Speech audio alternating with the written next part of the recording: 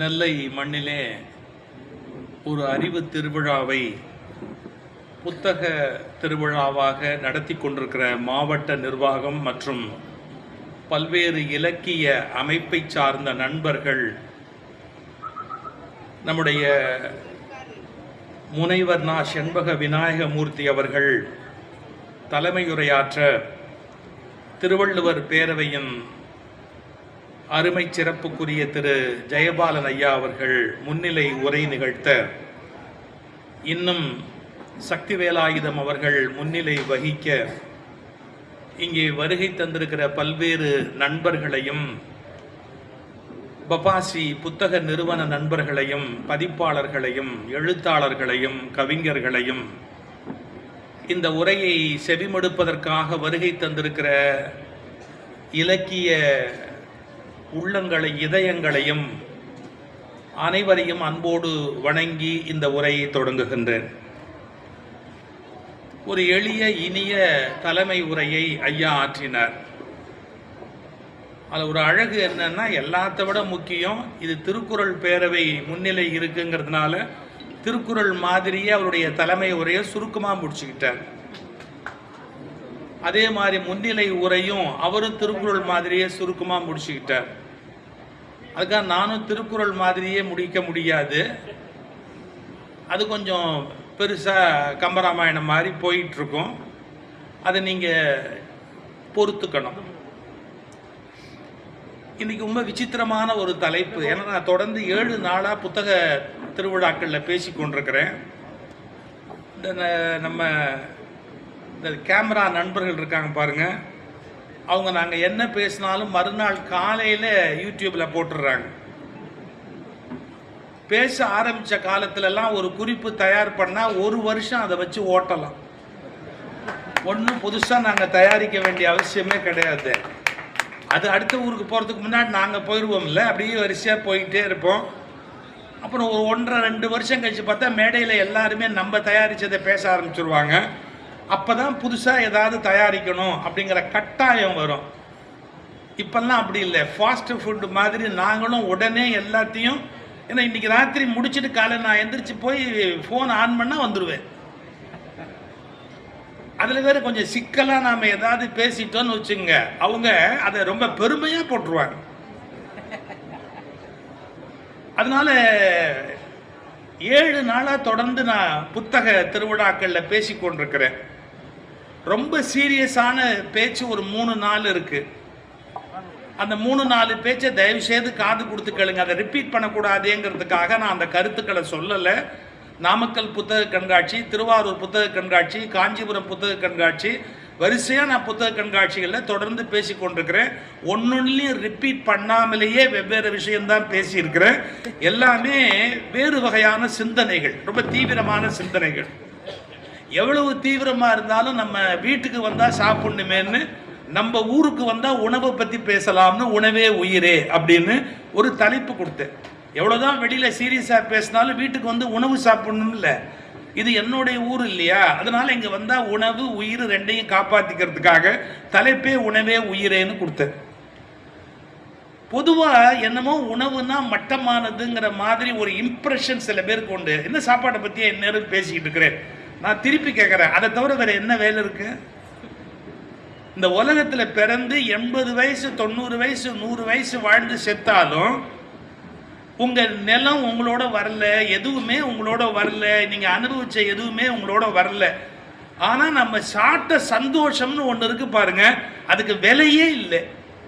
அதனால உணவை விட ரொம்ப முக்கியமானது ஏதாவது ஒன்று இருக்கா அப்படின்னு கேட்டால் கிடையாது. ஆனால் ரொம்ப முக்கியமான உணவை பற்றிய விழிப்பு உணர்வு இருக்கா அப்படின்னு கேட்டால் கிடையாது. நமக்கு உணவு எவ்வளவு முக்கியமோ அவ்வளவு உணர்வு முக்கியம், விழிப்புணர்வு, அவேர்னஸ். நம்ம சாப்பிட்றமே இது சரியா சரியில்லையா அப்படிங்கிற ஒரு தெளிவு இருக்கணும். ஒரு சின்ன உதாரணம் சொல்றேன், கோச்சுக்காதீங்க.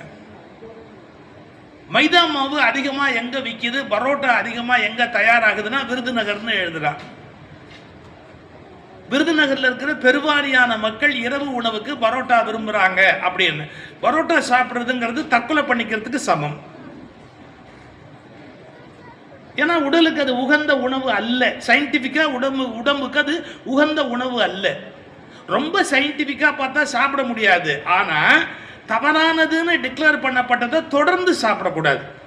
நான் எப்படிப்பட்ட கொள்கை தெரியுமா? தப்பு பண்ணாதீங்கன்னு சொல்ல மாட்டேன், கொஞ்சம் அப்பப்போ வேணா பண்ணுங்க. நான் வேற என்ன புத்தரையா உருவாக்க முடியும்? புத்தர்களை என்னால் உருவாக்க முடியாது. வேணா மனுஷங்களா நம்ம இருந்துட்டு போகலாம். ஏதோ 2 தப்பு பண்ணா கூட அது சரிதான், பெருசா ஆபத்து இல்லை அதோட அப்படிங்கிற மாதிரி ஒரு ஒரு ஒரு எல்லை மீறல் உணவுல இருந்தா தப்பு கிடையாது.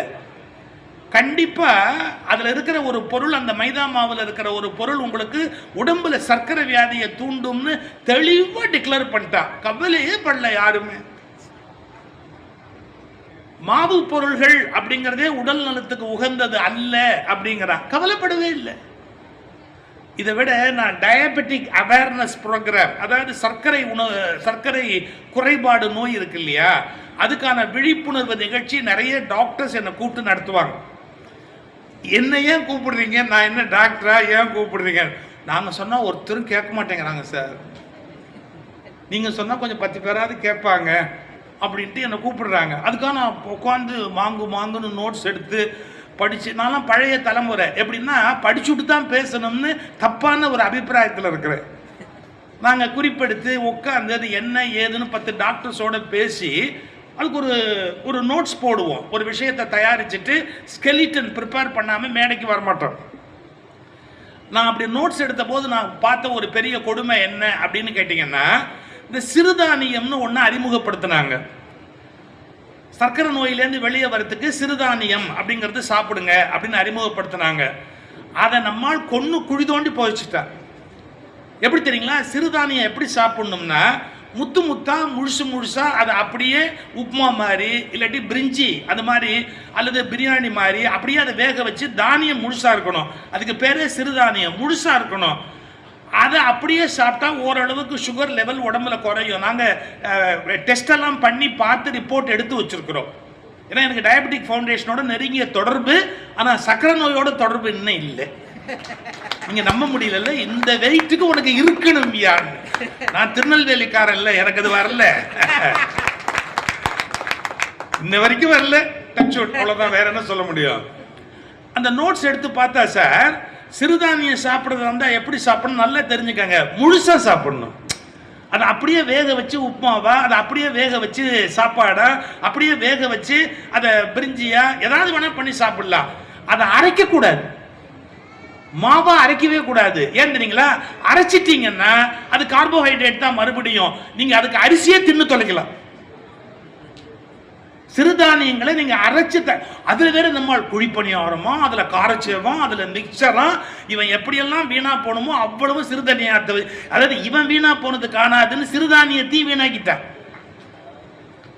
சிறுதானிய உணவு சாப்பிடணும்னா எப்படி புரிஞ்சுக்கணும்னா, அது முழுசா இருக்கிற மாதிரி வயிற்றுக்குள்ள போனா அது எல்லாத்தையும் நம்ம உடம்பு டைஜஸ்ட் பண்ணாது, நிறைய வெளியே அனுப்பிச்சிடும். அப்ப நம்முடைய உடம்புல சுகர் லெவல் கூடாது, சேராது.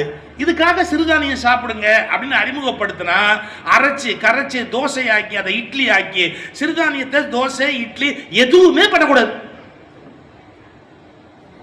நம்ம சயின்டிபிக்கா திங்க் பண்ணணும். சாப்பிடுற போது இது உடம்புக்கு ஒத்துக்குமா ஒத்துக்காதா அப்படிங்கிற அந்த என்ன நோக்கத்துக்கு சாப்பிடுறோம் அப்படிங்கிற ஒரு தெளிவு நமக்கு இருக்கணும். இப்ப நீங்க என்ன கேட்டீங்கன்னு வச்சுங்க, அதாவது ஏயா ஒரு உணவுங்கிறது சாதாரண விஷயம், அதை பத்தி ஏன் இவ்வளோ விவரமா நீ எடுத்துக்கிட்டு ஒரு பெரிய புத்தக கண்காட்சியில வந்து பேசுற அளவுக்கு அது அவ்வளவு முக்கியமான விஷயமானு கேட்டா, இப்ப பதில் சொல்றேன். கடவுள் எப்படி இருப்பாரு அப்படின்னு போய், எங்க கடவுள் எப்படி இருப்பாரு அப்படின்னு போய் நீங்க மாணிக்க வாசகரை கேட்டா ஒரே ஒரு உதாரணம் தான் சார் சொல்றாரு. அவரு எப்படி சொல்றாரு? கறந்தபால் கண்ணலோடு நெய் கலந்தார் போலே. என்னத்துக்கு பாலை சொல்லணும்? என்னத்துக்கு நெய்ய சொல்லணும்? என்னத்துக்கு கண்ணல்னு கரும்ப சொல்லணும்? கறந்த பால் கண்ணலோடு நெய் கலந்தார் போலே சிறந்தடியார் சிந்தனையுள் தேன் ஊறி நின்று, மறுபடியும் ஹனி, தேன் ஊறி நின்று. கொஞ்சம் யோசிச்சு பாருங்க. இறைவனை விளக்கும் போது கூட மனிதன் புரிந்து கொள்வதற்கு ஏற்ற வகையில் விளக்க வேண்டும் என்றால் உணவைத்தான் சரியான உதாரணமாக சொல்ல வேண்டி இருக்கிறது. எனவே உணவு கடவுளுக்கு நிகரானது என்ற மரியாதையோடு நாம் உணவை நெருங்க வேண்டும். இவர் தேர்ந்து அந்த ஒரு தீட்சை பெற்ற மாதிரி வந்தவர் தான் வள்ளற் பெருமான். அவருக்கு திருவாசகம் தான் குரு நூல். வள்ளலார் எப்படின்னா ஞானசம்பந்தரை மதிக்கிறாரு, சுந்தரரை மதிக்கிறாரு, நம்முடைய மாணிக்க வாசகரை மதிக்கிறாரு. ஒவ்வொரு இயல்பை எடுத்துக்கிட்டாரு. அவருக்கு குரு நூல் எதுன்னு கேட்டா வள்ளலாருக்கு திருவாசகம்.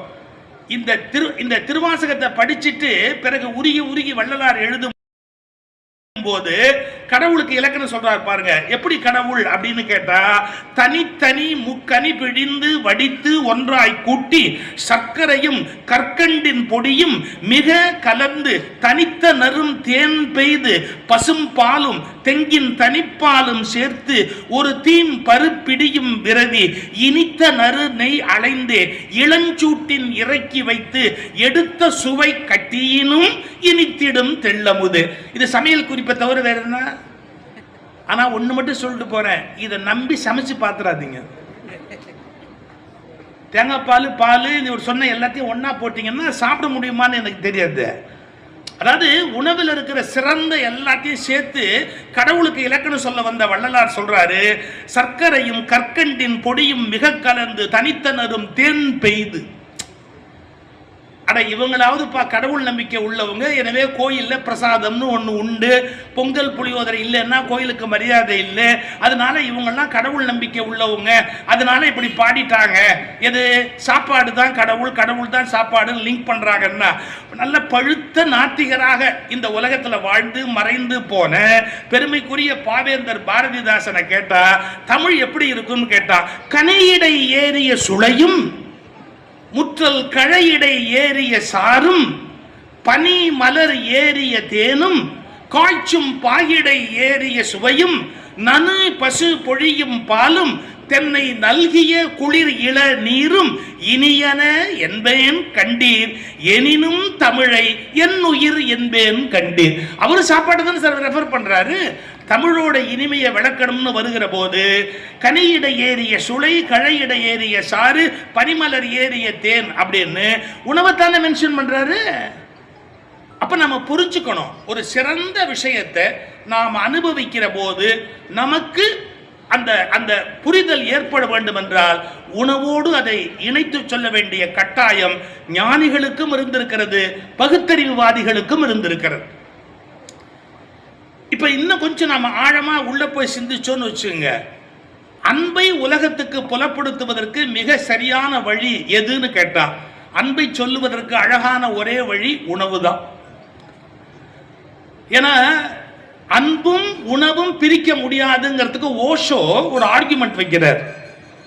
உணவிலிருந்து அன்பையும் அன்பிலிருந்து உணவையும் நீங்கள் பிரிக்க முடியாது. எதுக்கு? என்ன அடையாளம்? குழந்தை பிறந்தவுடன் தாய் தன்னுடைய மார்போடு அணைத்துக் கொள்ளுகிறாள், தாய்ப்பால் ஊட்டத் தொடங்குகிறாள், தலையை வருடுகிறாள், குழந்தைக்கு சொர்க்கம் கையில் கிடைக்கிறது, தாய்க்கும் சொர்க்கம் அப்போது சித்திக்கிறது, தாய்ப்பால் குழந்தைக்கு போய்கொண்டே இருக்கிறது. மறந்து விடாதீர்கள், அன்பும் உணவும் தாய்ப்பாலில் பிணைந்து கிடைக்கிறது. அப்போ மனித உயிர் அனுபவித்த முதல் சுகம் தாய்ப்பால். அந்த முதல் சுகத்திலேயே உணவு வழியாக அன்பு பரிமாறப்படுகிறது. உணவு பரிமாறப்படுவது முக்கியம் அல்ல, அன்பு பரிமாறப்படுவதுதான் உணவின் மிகப்பெரிய சூட்சமம். அப்ப நம்ம ஒருத்தர் சில பேர் சாப்பாடு போட்டு தின்னு தின்னு லைஃப்ல இப்படி பார்த்துருக்கவே மாட்டேன், தின்னு நெய், நீ கெட்ட கேட்டுக்கு ஒரு நெய் வேற கேட்டு அந்த பாயசத்தை கொண்டு ஊத்துங்கப்பா, தலையில ஊத்துங்க, பாயசத்தை ஊத்துங்க, இந்த இதெல்லாம் லிட்டரா குடிப்பேன், சாப்பிட்டு குடி. சாப்பிட்ட மாதிரி இருக்குமா சார்? நீங்க எந்த உணவு கொடுத்துருக்கீங்கன்னு பெருசு இல்லை, ஏதோ ஒன்று ஒரு கை மிச்சமா இருந்திருக்கலாம். எப்பா நீ வந்தப்போ ஒண்ணுமே இல்லை ராஜா, கொடுக்கறதுக்கு எதுவுமே இல்லை, நான் வேணா எனக்கு தெரிஞ்சது என்கிட்ட இருக்கிறது இப்போ மோர் சாறு, அதுவும் பழைய சோறு, சாப்பிட்றியா ஐயா அப்படின்னு கொண்டாந்து கொடுத்துச்சு. அப்படியா, வயிறார சாப்பிடியான்னா? சார் எரிச்சலோடு திட்டிக்கிட்டே போட்ட சோறு விருந்தா இருந்தா கூட அது விருந்து இல்லை, பழைய சோறு கொடுத்தா கூட அன்பு இருக்குமானா அது விருந்தா மாறிடுது. இது எல்லாம் எத்தனை பெரிய அதிசயம்! அதாவது கொடுக்கிறவங்களுடைய அன்பு அதுல கலந்து வருது பாருங்க. நான் யூடியூப்ல நல்ல விஷயமும் பார்க்கறது உண்டு, எப்பாவது யூடியூப்ல நல்ல விஷயமும் வருங்க, நான் நல்ல விஷயமும் தேடி தேடி பார்ப்பேன் யூடியூப்ல. இந்த விலங்குகள்லாம் நம்ம நாட்டில் வந்து வீட்டில் பெருசாக வளர்க்க முடியாது. சிங்கம் புலிலாம் வீட்டில் வளர்க்க முடியுமா நம்ம ஊரில்? முடியாது.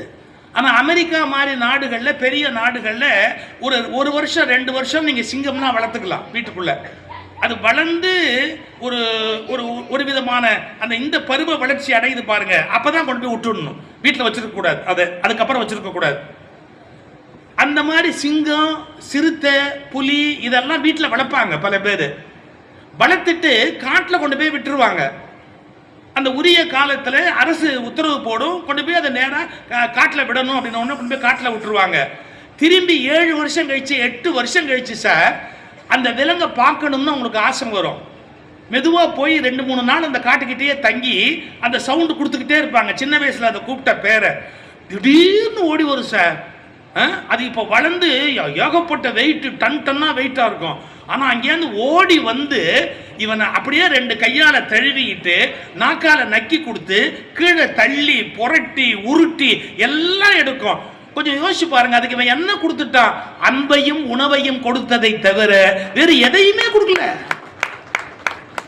அது காட்டில் போய் வேட்டையாடி எதையோ கொன்று அது சாப்பிட வேண்டிய ஒன்றை வீட்டில் வச்சிருந்து வேலைக்கு சாப்பாடு போட்டு அதை தடவி கொடுத்து இந்த கழுத்துக்கிட்ட அதுக்கு தடவி கொடுத்து அதை அன்பு காட்டினான், சாப்பாடு போட்டான்.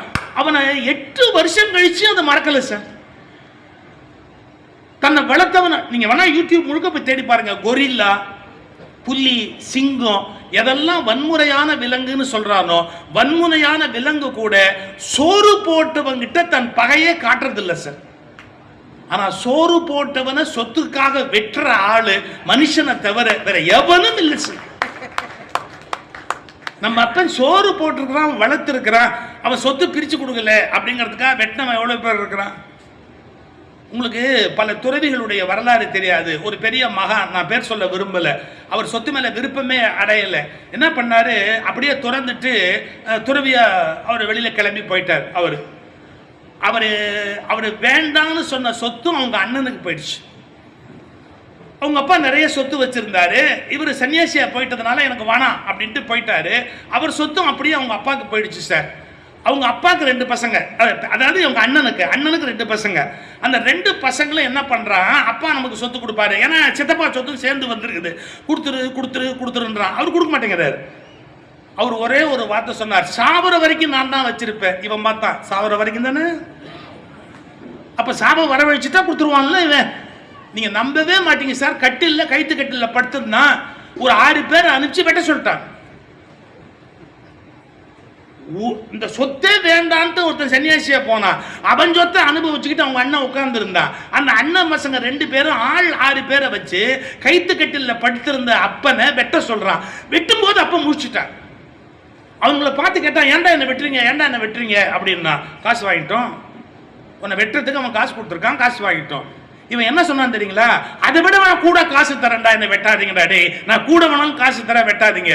அவனுங்க சொன்னான் பாருங்க, தொழில் தர்மத்தை விட மாட்டோம். நாங்க முதல்ல அவங்ககிட்ட தான் அட்வான்ஸ் வாங்கணும், அதனால நாங்க தொழில் தர்மத்தை விட மாட்டோம், நீ போறதை தவிர வேற வழி இல்லைன்னு வெட்டிட்டான் சார். அவன் செத்து போயிட்டான். அப்ப நீங்க யோசிச்சு பாருங்க, இது வேணான்னு துறந்து போனவர் உயர்ந்த ஞான நிலைக்கு போனாரு. அந்த சொத்தை வச்சுக்கிட்டு இருந்தவர் மகன்களாலேயே கொல்லப்பட்டார். ஒரு விலங்கு அப்படி செய்யுமா? தன்னை வளர்த்தவனை, தன்னை பாதுகாத்தவனை எவ்வளவு காலமானாலும் சார் ஓடி வரும். சில நேரங்கள்ல அதுக்கு சித்த மயக்கம், குழப்பம் ஏற்பட்டா தன் எஜமானனை கடிக்கும். நார்மலா அதை செய்யாது. அதுக்கு ஒரு விதமான ஒரு மனோநோய் ஏற்பட்டு விடுமானா, அதாவது எக்ஸ்ட்ரீம் டிப்ரெஷன் இல்ல எக்ஸ்ட்ரீம் வயலன்ஸ்ல அதை யாராவது கையாண்டு இருந்தா, திரும்பி அதை பெல்ட்டால் அடிச்சு கொடுமைப்படுத்தி இருந்தா என்னைக்காவது ரிவோல்ட் பண்ணிடும். நார்மலி அன்பு உணவு 2யும் கரெக்டா நீங்க கொடுத்துட்டீங்கன்னா இந்த உலகம் ரிவோல்ட் பண்ணாது. நான் 2 ஆங்கிள் பிரிச்சுட்டு பேசுறேன். உலகத்துக்கு அன்பும் உணவும் பிரிக்கப்பட முடியாதது, இது ஒரு பக்கம். இன்னொரு பக்கம் உணவை பற்றி ஏன் இந்த உலகத்துல பெரிய பிரச்சனை ஓடிக்கிட்டு இருக்குன்னா, உணவு யுத்தம்னே ஒரு புக்கு வந்திருக்குது, உணவு சரித்திரம்னு ஒரு புக்கு வந்திருக்குது, முகிலன்னு ஒருத்தர் எழுதுனது. அப்புறம் தமிழர் உணவு, ரொம்ப பியூட்டிஃபுல் புக்கு. தமிழர்களுடைய பழைய உணவு பழக்கம் என்ன, லைப்ரரியில் போய் தேடி பாருங்க. உணவு சரித்திரம், உணவு யுத்தம், தமிழர் உணவு, இந்த புத்தகங்கள்லாம் படித்தா நம்ம தெரிந்து கொள்ள முடியாத பல செய்திகள் புத்தகங்களை பற்றி தெரிஞ்சுக்கலாம். மன்னிக்கணும், இந்த 3 புக்கும் என்னோட பப்ளிகேஷன் இல்லை. இதை வித்தா 10% கூட எனக்கு கமிஷன் இல்லை. ஒரு அறிவாளியோட அறிவு அறிவாளிகளுக்கு சொல்லணும் தான் சொல்றேனே ஒழிய 5 பைசா கூட எனக்கு லாபம் வரணும்னு சொல்லலை. ஏன்னா இன்னைக்கு எல்லாரும் அப்படித்தான் நினைக்கிறான். எது சொன்னா அவனுக்கு ஏதோ கமிஷன் இருக்கிய, அவனுக்கு ஏதோ சம்திங் இருக்கிய. இப்ப என்னையே சொல்றான்ல, அவங்க கிட்ட காசு வாங்கிட்டு தான் இவன் பேசுறான். அவங்க கிட்டே இருந்து வாங்கி, அவங்ககிட்ட இருந்து நான் வாங்க மாட்டேன். ஏன் நானே மகாராஜா, நாம ஏற்ற காசு வாங்கணும். யாருக்கும் தெரியாது, எனக்கு அவசியம் கிடையாது. சரி அது விடுங்க. நான் எதுக்கு சொல்ல வரேன், தமிழர் உணவு அருமையான புஸ்தகம், உணவு யுத்தம் அருமையான புஸ்தகம், உணவு சரித்திரம் முகிலன் 2 பார்ட். அது எவ்வளவு அருமையான புக்கு தெரியுங்களா? உலக உணவுகள், அது சம்பந்தமா நடந்த புரட்சிகள், அதுல ஏற்பட்ட குழப்பங்கள், உணவு வந்து பெரிய உலக வர்த்தகம். அது அது ஒரு கோணம். அதை நீங்க எப்பாரு நீங்களா படிச்சாதான் அதை அனுபவிச்சு அதை புரிந்து கொள்ள முடியும். அதனால நீங்க தேடி அதை படிங்க. அது ஒரு பக்கம் அப்படியே இருக்கட்டும். நம்ம தமிழ் இலக்கியங்கள் என்ன சொன்னா, உணவுங்கிறது எப்படின்னா உண்டி 4 வகை அறுசுவை அப்படின்னு எழுதுனா 4 வகையா சாப்பிடலாம். எவ்வளவு தெளிவா சாப்பிடுறத பத்தி லிஸ்ட் போட்டிருக்கான் பாருங்க. 4 வகையா சாப்பிடலாம். என்ன உண்பன, நல்ல நல்ல ஒரு வேளை சமைச்சு ஒரு சாப்பாடு, சாம்பார் ரசம் எல்லாம் வச்சு பிரமாதமாக சாப்பிட்றோம்ல, அப்படியே போட்டு இலையில போட்டு. சார் இலையை எப்படி போடணும்னு ஒன்று இருக்குது சார், இலையில பரிமாறுறது எப்படின்னு இருக்குது, இலையில எப்படி சாப்பிடணும்னு இருக்குது. சேக்கிழாருடைய பெரிய புராணத்துக்கு நீங்கள் போனீங்கன்னா இந்த நுனி இலை இருக்குது இல்லையா, அந்த நுனி இலை இடது கை பக்கமாக இருக்கணும். நுனி இலை இடது கை பக்கமாக இருக்கணும். நம்ம அரிஞ்சம் பார்த்தீங்களா, அரிஞ்ச பகுதி வலது கை பக்கமாக இருக்கணும். இது கட் பண்ணோம்ல மரத்துலேருந்து, அது வலது பக்கமாக இருக்கணும். இங்கே அப்படி இது வந்து திருநெல்வேலி மாதிரி இப்படி இருக்கும், அது மத்திய பிரதேசம் மாதிரி போகும். நம்ம இந்திய அமைப்பில் அப்படியே இருக்கும் இலை கரெக்டாக அப்படியே. சார் இதில் உப்பு வைக்கணும் முதல்ல. தமிழ் அறிவாளி சார், ஏன் உப்பு முதல்ல வச்சான்னு தெரியுங்களா? உனக்கு எனக்கு பிரச்சனையே அதில் தான் வரும். உப்பு நான் எடுத்துக்கிற அளவு நீங்க எடுத்துக்குவீங்களா, நீங்க எடுத்துக்கிற அளவு இன்னொருத்தர் எடுத்துக்குவாங்களான்னா கிடையவே கிடையாது. நீங்க எந்த சமைத்து பார் புக்க வேணாலும் எடுத்து பாருங்க, உப்பு உங்கள் சுவைக்கு ஏற்ப போட்டிருப்பேன். 100 மில்லின்னு போட மாட்டான், 2 ஸ்பூன்னு போட மாட்டான்.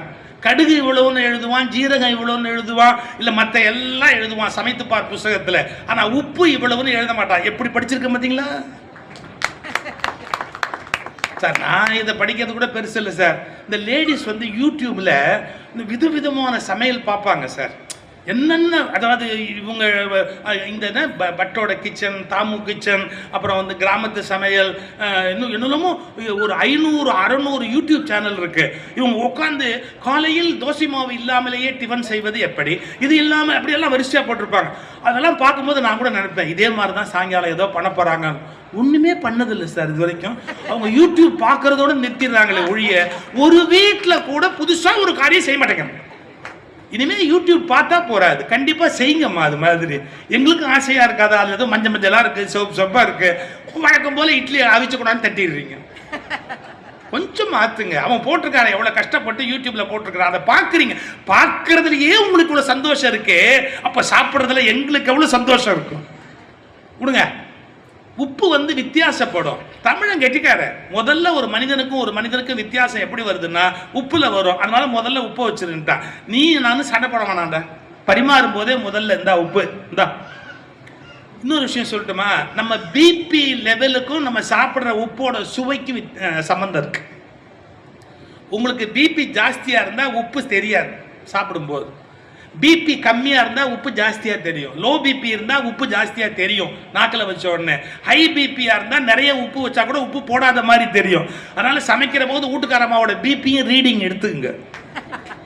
ஏன்னா நீ உப்பு போட்டுறாத நான் போட்டுடுறேன் அப்படின்னு சொன்னா கூட ஒன்றும் தப்பே கிடையாது. சுவை உப்பு எப்படி தெரியும்னு கேட்டா நம்ம பிபியை பொறுத்து அது வேறுபடும். இதெல்லாம் மனசுல வச்சுக்க வேண்டிய குறிப்பு இருக்கட்டும்.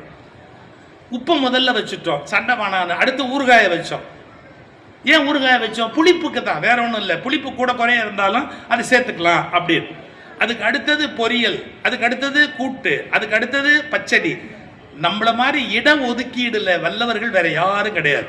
இலையிலேயே எப்படி இட ஒதுக்கீடு பாருங்க, உப்பு, ஊறுகாய், அப்புறம் கூட்டு, பொரியல், கூட்டு, பச்சடி. அப்புறம் இந்த பக்கம் பருப்பு, நெய் இந்த பக்கமா. அப்புறம் நடுவில் மத்திய பிரதேசத்துல நமக்கு வேண்டிய அளவுக்கு அன்னமலை, அண்ணாமலை இல்ல அன்னமலை. அந்த அன்னமலையில நெய் அருவி. இல்லையா? அதெல்லாம் கரெக்டா அப்படி இருக்கும். எப்படி இலை போடணும், எப்படி பரிமாறணும் சார், இதை விட பெருசு என்ன தெரியுங்களா? அந்த இலை எப்படி இருக்கணும்னு எழுதி வச்சா. எப்படி இருக்கணும்? சிலப்பதிகாரத்தில் வருது, குமரி வாழை குருத்தகம் விரித்து. குமரி வாழை, குமரி வாழைன்னா என்னங்க அர்த்தம்? மிஸ் வாழை, நாட் மிஸ்ஸஸ் வாழை. என்ன அர்த்தம்? அது கொலை தள்ளி இருக்க கூடாது. கொலை தள்ளிட்டு அது தாயாயிடுச்சு இல்லையா? கொலை தள்ளின வாழையிலேருந்து இலை நறுக்க கூடாது. அதனால குமரி வாழை, அதுக்கு பேரை வச்சா பாருங்க, அது குமரி. குமரி வாழை பாருங்க, அது குருத்து இப்படி இருக்கும். அந்த குருத்தை நீ தான் விரிச்சு இலையா போட்டு சாப்பிடணுமே ஒழிய இலை விரிஞ்சிருந்தா சாப்பிடக்கூடாது. இதெல்லாம் கல்யாணம் நடத்துறவனுக்கு போய் சொல்லணும். காக்கா எச்சம் போட்ட இலை வைக்கிறான். அதுல எனக்கு பெரிய ஆத்திரம் என்ன தெரியுங்களா? தண்ணி தெளிச்சு சுத்தம் பண்றதுக்கு பதிலா ஒரே ஒரு பாட்டில்ல ஒரு லேசா ஒரு ஓட்டையை போட்டு இப்படியே அடிச்சுக்கிட்டே போறான். ஏதோ கோயில்ல தீர்த்தம் வாங்குற மாதிரி வாங்கி அப்படி இப்படி இலையில தெரிக்கிறான். ஏய், பினாயில் போட்டு கழுவுனா கூட அந்த நாத்தம் போவாது, எச்சம். அதை என்ன கையில வாங்கி இப்படி தெளிச்சாப்புல அந்த இலை சுத்தமாயிடுமா? குமரி வாழை ஏன் சிலப்பதிகாரத்தில் எழுதுனா தெரியுங்களா? அந்த வாழை இலையை நீங்க குமரி வாழையிலேருந்து அந்த மஞ்சள் மஞ்சள்னு பசுமஞ்சள் இருக்கு இல்லையா, அதை அறுத்தீங்கன்னா தண்ணியே தெளிக்க வேணும். காக்கா எச்சம் இருக்காது, காற்றோட மாசு இருக்காது, அதுலேருந்தே ஒரு தண்ணி வரும் அந்த இலையிலேருந்து. சார், அனந்தாழ்வான்னு ஒரு வைணவன் சார், நம்முடைய ராமானுஜருடைய சீடன். அவன் ஒரு தடவை இலை நறுக்கிறதுக்கு போறான், வாழை இலை நறுக்கிறதுக்கு போறான். பாருங்க, இந்த வாழை இலை எப்படி பிடிச்சிட்டு கத்தியால எப்படி நறுக்குனா இந்த இடத்துல தண்ணி வடியும் இல்லையா, அந்த வாழை அழுகிறதுன்னு மூர்ச்சை போட்டு விழுந்துட்டான். எவ்வளவு மனிதாபிமானம் பாருங்க. அந்த வாழையிலேருந்து வர தண்ணியை பார்த்துட்டு அந்த வாழை அழுகிறது அப்படின்னு மூர்ச்சை போட்டு கீழே விழுந்துட்டான். இலையை பத்தி பேசினாலே எவ்வளவு வேணாலும் பேசிக்கிட்டே போகலாம், அது அவ்வளவு இருக்கு இலக்கியங்களுக்குள்ள. சரி, இலையை நறுக்கி போட்டு இந்த பக்கம் நுனி இலை, உப்பு, ஊறுகாய், காய், நடுவில் சாதம். எப்படி சாப்பிடணும் அப்படின்னு கேட்டான். முதல்ல பக்கத்தால் பயப்படாதபடி சாப்பிடணும். சில பேர் சாப்பிடுற போது பக்கத்தால் பார்த்தா படையெடுப்பு மாதிரி சாப்பிடுறாங்க. இன்னும் சில பேர் ஒரு 5 HP மோட்டர் ஓடுற மாதிரி அது என்னமோ ஒரு பெரிய சவுண்ட் எல்லாம் கொடுத்து அது, ஐயோ கடவுளே, சாப்பிடும் போது முதல் டீசன்சி வேண்டாம், பக்கத்தால் சாப்பிடணுங்கிற அந்த அக்கறை வேணாம். ரைட், அது ஒரு பக்கம் அப்படியே இருக்கட்டும். நீட்டா சாப்பிடணும், சுத்தமா சாப்பிடணும், அடுத்தவனுக்கு அருவருப்பு வராதபடி சாப்பிடணும். எப்படி சாப்பிடணும்னா, பருப்பு போட்டுக்கிற போது ஒரு குழம்பு, புளி குழம்போ வத்த குழம்போ அல்லது சாம்பாரோ தொட்டுக்கணும், பச்சடியோ தொட்டுக்கணும். அப்புறமா சாம்பார் சாப்பிடுற போது பொரியல் சேர்த்துக்கணும், ரசம் சாப்பிடுற போது கூட்டு சேர்க்கணும். இப்பதான் எவன் வேணாலும் எவனோட வேணாலும் சேர்த்துக்கலான்னு முடிவு வந்தாச்சு.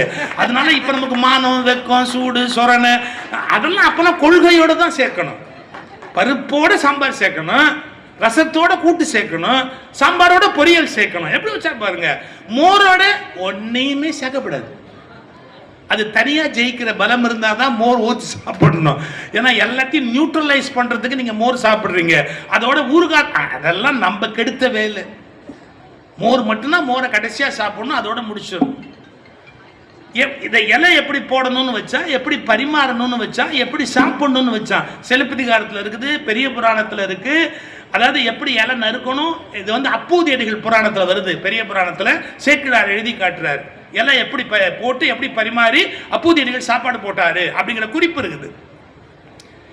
ரைட், இப்ப நம்ம உண்ணுகிற முறை அப்படின்னு கேட்டா உண்பன, அப்புறம் தின்பன. தின்பன என்ன? ஸ்நாக்ஸ், நொறுவல் திங்கம் இல்ல, அது தவிர்க்க முடியாதுல்ல. தின்பன, உண்பன வேற, தின்பன வேற தமிழ்ல. அப்புறம் என்ன அப்படின்னா, இன்னொன்னு சொல்றது கொஞ்சம் கஷ்டமா இருக்கு, பொறுத்துக்கங்க. நக்குவன். பாயசம்லாம் என்ன பண்ண முடியும், அப்படி தொட்டு பச்சடி பாயசம்லாம் அப்படி டேஸ்ட் பார்க்குறோம். அப்புறம் என்ன? பருகுவன, மோரெல்லாம் எடுத்து அப்படியே குடிக்கிறோம் இல்லையா, ரசம் குடிக்கிறோம். பருகுவன, அப்படி உண்டி 4 வகையில் அந்த உணவு இருக்கணும். அறுசுவை, தினம் 6 சுவையும் உணவுல இருக்கணும். சுண்டக்காய் உட்பட, வேப்பிலை உட்பட, இல்லை ஏதோ நாரத்தை உட்பட, கசப்பு, துவர்ப்பு எல்லா சுவையும் சேர்ந்து. வெறும் இனிப்பா சாப்பிடக்கூடாது, வெறும் புளிப்பா சாப்பிடக்கூடாது. வெறும்னு நம்ம வெவ்வேறு வகையான ஒரு சுவைன்னு ஒன்னே மட்டும் எனக்கு அதான் பிடிக்கும்னு சாப்பிடக்கூடாது. அறுசுவை அப்படியே இருக்கணும். அப்போ அவனுக்கு நீண்ட நாள் நோய் வராதுன்னு கண்டுபிடிச்சான். அப்போ உணவை எப்படி பரிமாறணும், உணவை எப்படி சமைக்கணும், உணவு சமைக்கிற போது நல்ல எண்ணங்களோடு சமைக்கணும் அப்படின்னா, உணவு வந்து யாரையோ திட்டிக்கிட்டு லட்சார்ச்சனை இங்க பண்ணக்கூடாது. அவங்களுக்கு யாரையோ பிடிக்காம இருக்கும், அவங்கள திட்டிக்கிட்டே இங்க வந்து அவங்க சமையல் பண்ணாங்கன்னா அந்த உணவு விஷமா மாறுது. நான் ரொம்ப ஆழமா இலக்கியத்துக்கு போகணுங்கிறத விட அப்பப்போ போறேன், திரும்ப வாழ்க்கைக்கு வர்றேன். சில உணவுகளை மறுபடியும் கொதிக்க வைக்கவே கூடாது. இப்பெல்லாம் யூடியூப்ல இன்னொன்று போடுறான், வீட்டில் சாதம் மீந்து போனால் கவலைப்படாதீர்கள், மீண்டும் அதை தோசையாக்கலாம். ஐயோ கடவுளே சார், சாதத்தை மறுபடியும் சுட வைக்கவே கூடாது. சில உணவுப் பொருட்களை திரும்ப சுட வைக்கவே கூடாது. நீங்க சுட வச்சா அது நஞ்சாக மாறுகிறது. அதுக்கு எல்லாத்துக்கும் ஒரு கெமிக்கல் நேம் இருக்கு. அது எந்த விஷமா மாறுது நீங்க போய் தேடி எடுத்து படிங்க. அதாவது பழைய உணவுகள்ல சில உணவுகள், உருளைக்கிழங்கு உட்பட, திரும்ப சூடே பண்ணக்கூடாது. ஒரு தடவை சமைச்சிட்டு அப்படியே சாப்பிடணும். பகவத்கீதையில வருது, ஒரு யாமம் கழிந்த உணவை உண்ணாதே. சமைச்சு 2.5 நாளைக்கு ஆச்சுன்னா பரவாயில்ல சாப்பிடு, அதுக்கப்புறம் இல்லைன்னா தூக்கி வெளியே எறிஞ்சிரு அப்படின்னு. இப்ப நம்மால் ஃப்ரிட்ஜ்னு ஒன்றை கண்டுபிடிச்சு, சாம்பார் மிச்சம் உள்ளவை, ரசம் மிச்சமா உள்ளவை, நல்ல வேளை புருஷனை உள்ள வைக்காம இருக்கிறது, அது கவர்மெண்டே உள்ள வைக்குது. அப்புறம் இந்த அம்மா ஏன் உள்ள வைக்கணும், அவனை மட்டும் வெளியே விட்டுறாங்க. அது என்ன உள்ளவை, அது ஒன்றும் ஆகாது. யார் சொன்னா ஒன்றும் ஆகாதுன்னு? அமெரிக்கா போயிருந்தேன் சார், என்னால் தாங்க முடியல. சில பேர் வீட்டில் சாப்பிட்டா சங்க காலத்து சாம்பார் வச்சிருக்கான் சார், புறநானூற்று புளிக்குழம்பு வச்சிருக்கான் சார். எனக்கு ஒரு எக்ஸ்பைரி டேட் போட வேணாமா? அப்படியே வரிசை அடுக்கி இருக்கிறான். சாம்பார் ரசம் எல்லாம் அப்படியே ட்ரேவா அப்படி வரிசை அப்படியே அடுக்கி வச்சிருக்கிறான். எது வேணாலும் எடுத்து அப்படியே ஓவனில் சூடு பண்ணுறான், அப்படியே எடுத்து போட்டு சாப்பிட்றான், திரும்பி உள்ள வைக்கிறான், திரும்பி சூடு பண்ணுறான். சில விஷயத்தை திரும்ப சுட வைக்கக்கூடாது. ஃப்ரோசன் ஃபுட்ஸே நல்லதில்லை உடம்புக்கு. ஃப்ரிட்ஜு வேணும். ஏதோ சில சமயத்தில் பால் காப்பாற்ற வேண்டியிருக்கு, 2 நாள் வராது. ஏதோ ஒரு தோசை மாவு அரைச்சா ஒரே நாளில் இப்போ முடியாது, இன்னொரு நாள் வேண்டியிருக்கு. தவிர்க்க முடியாத அளவுக்கு மினிமம் யூஸ் பண்ணலாம். ஆனா அதையே முழுசா பயன்படுத்துவது நம்முடைய உடல் நலத்துக்கு ரொம்ப தீங்கு. நான் அதுக்கு தான் ஃப்ரிட்ஜுக்கு ஒரு பேர் வச்சிருக்கிறேன். என்னன்னா, பின்னால எந்த ஐஸ் பெட்டியில் நம்மளை வைக்க போறாங்களோ அதை முதல்லயே நம்ம ட்ரையல் பார்க்குற மாதிரி நின்ற நிலையில் ஒரு சவப்பெட்டி, அதை ஸ்ட்ரைட்டா நிறுத்தி வச்சு அதுல உணவை வச்சு நம்மளை எப்படி பின்னாடி அதில் வைக்க போறான்னு இதுல வச்சு நியாயமா அது? ஸோ மினிமம் யூசேஜ், ஃப்ரிட்ஜை வந்து ரொம்ப மினிமம் தான் யூஸ் பண்ணணும். எவ்வளவுக்கு எவ்வளவு ஃப்ரெஷ்ஷா. ஏன் சார் திருநெல்வேலி மாதிரி ஊர்ல காய்கறி அன்னன்னைக்கு கிடைக்காத? இப்ப அமெரிக்காவில் கிடைக்காது, ரொம்ப கஷ்டம். எங்கேருந்தோ வந்து இறங்குது. வெளிநாடுகளில் நீங்க துபாயில கிடைக்காது. அவங்களுக்கு வந்து ஷிப்பில் வந்து இறங்கணும், பிளேன்ல வந்து இறங்கணும். வந்ததை தான் அவங்க வந்து சூப்பர் மார்க்கெட்டில் வச்சிருக்கணும். ஒரு 3 நாள் 4 நாள் வச்சிருக்க வேண்டிய கட்டாயம் இருக்கு. தமிழ்நாட்டுக்குள்ள என்ன பழ போகுது? இந்த ஊர் மாதிரி கீரையும் காய்கறிகளும் ஃப்ரெஷ்ஷா அன்னன்னைக்கு கிடைக்கக்கூடிய வாய்ப்பு இன்னும் இந்தியாவில் நாம் சொர்க்கத்தில் தான் இருக்கிறோம். அன்னன்னைக்கு நீங்க வேணுங்கிற பால் கிடைக்கும். அன்னன்னைக்கு ஒரு ஸ்ட்ரைக் வரப்போகுது, ஏதோ ஒரு இது வரப்போகுதுன்னா தான் கிடைக்காதுன்ற ஒரு கவலை இருக்கும். இல்லாட்டி மற்றபடி பார்த்தா நமக்கு அன்னாட கீரை கிடைக்கும், அன்னாட காய்கறி கிடைக்கும். அதை எவ்வளோக்குள்ள ஃப்ரெஷ்ஷாக வாங்கி ஃப்ரெஷ்ஷாக சமைக்க முடியுமோ அவ்வளவு நல்ல கவனிங்க. எவ்வளோக்குள்ள ஃப்ரெஷ்ஷாக வாங்கி ஃப்ரெஷ்ஷாக சமைக்க முடியுமோ அவ்வளோக்கு அவ்வளோ நீங்க ஃப்ரெஷ்ஷாக இருக்க முடியும். இதுதான் சீக்கிரட். ஏன்னா அந்த ஒவ்வொரு விஷயத்துக்குள்ளேயும் ஒரு உயிராற்றல் இருக்கு. கீரைக்குள்ள ஒரு உயிர் உட்கார்ந்து இருக்கு, பழத்துக்குள்ள ஒரு உயிர் இருக்கு. அப்ப அந்த ஃப்ரெஷ்னஸ் உங்களுக்கு வேணும் அப்படின்னு முடிவு பண்ணா அந்த மாதிரியான ஃப்ரெஷ்ஷான உணவு சாப்பிடணும். மீண்டும் ரீமேக் பண்ற உணவு அப்படிங்கிறது இருக்கு, கூடுமான வரைக்கும் அதை தவிர்த்துணும். ஏதோ ரொம்ப மிச்சமா போச்சு வேஸ்டா போக வேண்டாமே. பெண்களுக்கு ஒரு கெட்ட பழக்கம் உண்டு. நான் என்ன பண்ணுவேன், மிச்சமாய் போச்சு, வீணா போகுதுன்னா ஏமா நீங்க உயிரோடு இருக்க வேணாமா?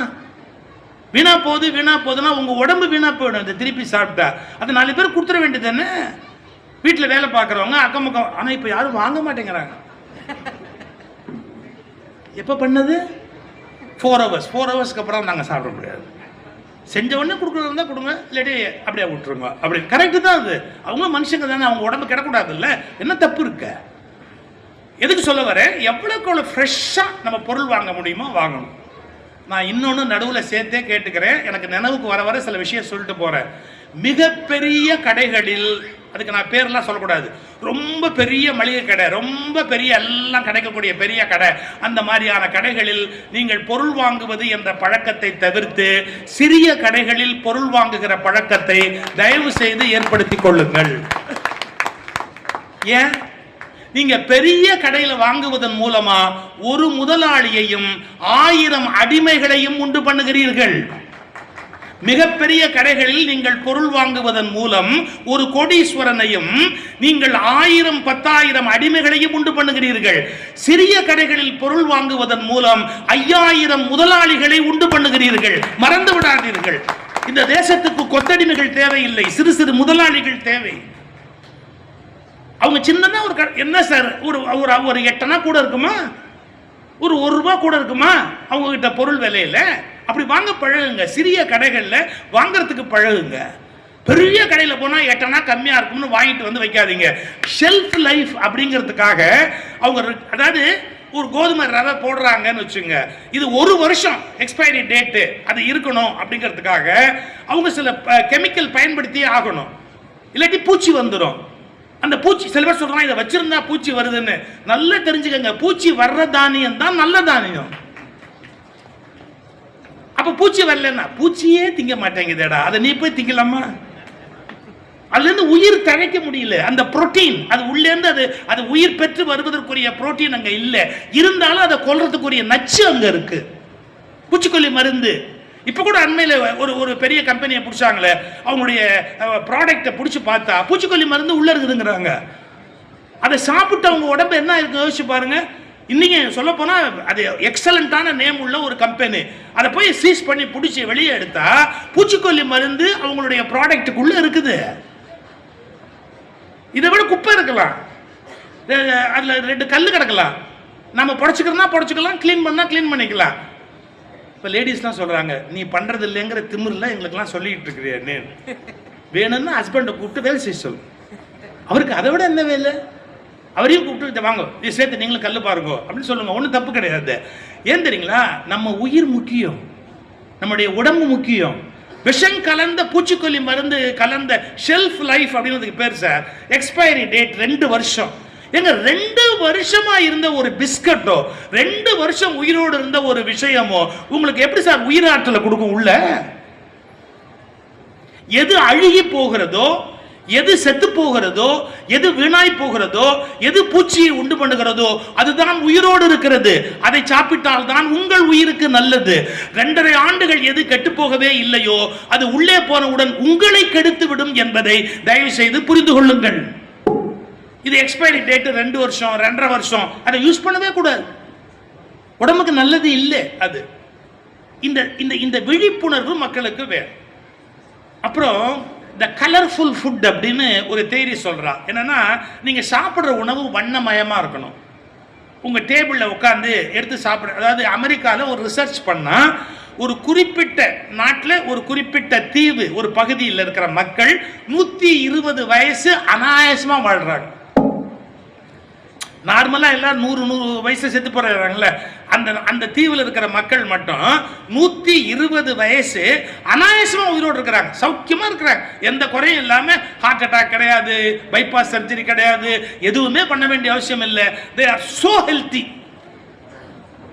உட்காந்து அமெரிக்காவில் ரிசர்ச் பண்ணி அவங்கள பத்தி தியரி எடுக்கிறாங்க. அவங்க எப்படி சாப்பிடுவாங்கன்னா, ரெயின்போ ஃபுட் அப்படின்னு அந்த ஃபுட்டுக்கு பேர் வச்சா. ரெயின்போ ஃபுட்னா 7 வண்ணங்களில் எப்படி வானவில் இருக்கிறதோ அப்படி தினந்தோறும் அவர்கள் சாப்பிடுகிற உணவில் 7 வண்ணங்கள் அந்த உணவில் இருக்கின்றன. அப்ப பெயிண்ட் அடிக்கிறது 7 வண்ணம்னா கலர் கிடையாது. நாவப்பழம் பார்த்திருக்கீங்களா? பல பல பல கருப்பா இருக்கும். திராட்சை பச்சையா பார்த்திருக்கீங்களா? அது பச்சை கலரா இருக்கும். குடமிளகால கேப்சிகம்ல எத்தனை கலர் இருக்கு? மஞ்சள் இருக்கு, பச்சை இருக்கு, சிவப்பு இருக்கு, ஏகப்பட்ட கலர் இருக்கு கேப்சிகம்ல.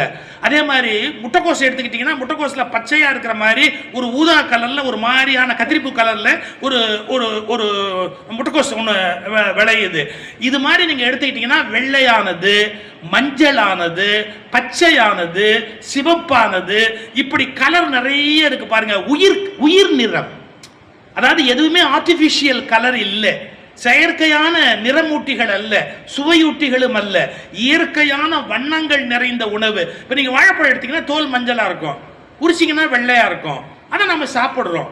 இப்போ அந்த உணவு நல்லது. பச்சையா இருக்கும் பேரிக்காய், ஆப்பிள் சிவப்பா இருக்கும், தக்காளி சிவப்பா இருக்கும். அப்ப அந்த மாதிரி விதவிதமான வண்ணங்கள்ல உள்ள உணவை நம்ம எடுத்தோம்னா நம்முடைய ஆயுள் கூடுகிறது, மகிழ்ச்சி கூடுகிறது, சில வகையான நிம்மதி நம்முடைய மனதில் தோன்றுகிறது. நம்ம யோசிக்கணும் இல்ல, நம்ம வேற என்ன இந்த உலகத்துல வாழ்ந்துட்டு போறோம். இது தெரியாம ஒரு பழமொழி சொன்னா, வைத்தியனுக்கு கொடுக்கறது வாணியனுக்கு கூடப்பா அப்படின்னா, இவ்வளவுதானே. ஒரே பழமொழியில எல்லாத்தையும் வாழ்க்கையை சொல்லிட்டு போயிட்டானே. நீ நாளைக்கு டாக்டர் வீட்டில் போய் உட்காந்து 600 700 ஃபீஸ் கொடுக்கறதுக்கு பதிலாக கடையில் போய் நல்ல பொருளாக வாங்கி ஒரு 500 600 கொடுத்துட்டு வாயே, என்ன கெட்டு போச்சு? வைத்தியனுக்கு கொடுக்கறத வாணியனுக்கு கொடுன்னு எழுதி வச்சாங்கல்ல இந்த நாட்டில் பழமொழியில். அப்படிப்பட்ட உணவுகளை தேர்ந்தெடுக்கணும், ரொம்ப முக்கியம். நான் நிறைந்த வண்ணங்கள் உள்ள உணவு வேணும்னு தயவு செய்து செயற்கை வண்ணங்களை போடாதீங்க. பச்சை கலர்ல ஒரு அல்வா வருது சார், உனக்கு என்ன நினைப்புன்னு தெரியல, நம்மலாம் உயிரோடையே வாழப்படாது அப்படின்னு. எங்கேயாந்து இந்த பச்சை கலர் வர முடியும் அல்வாவுக்கு? உங்களுக்கு பச்சை கலர்ல தோசை வேணும்னா பச்சை பட்டாணியை போட்டு அரைங்க. பச்சை பட்டாணின்னு நான் சொல்றது அந்த கொடியில வர்ற காயிலேருந்து எடுத்த ஒன்று இருக்கிற பச்சை பட்டாணி, ஃப்ரெஷ்.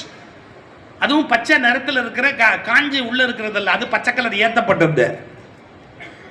பச்சை பட்டாணி இருக்கு இல்லையா, அதை போட்டு நீங்க தோசை மாவோட அரைச்சிங்களாவோ இல்லை ஏதோ உள்ள அரைச்சிங்களாலோ பச்சை கலர் கிடைக்கும். அந்த மாதிரி கிரீன் கலர்ல நீங்க ஏதாவது ஒன்று ட்ரை பண்ணலாம். பீட்ரூட்டோட சேர்த்தா ஒரு ரெட் கலர்ல கிடைக்கும், கேரட்டோட சேர்த்தா ஒரு செஃப்ரான் கலர்ல கிடைக்கும். அந்த மாதிரி மஞ்சள் சேர்த்தீங்கன்னா மஞ்சள் கலர்ல கிடைக்கும்.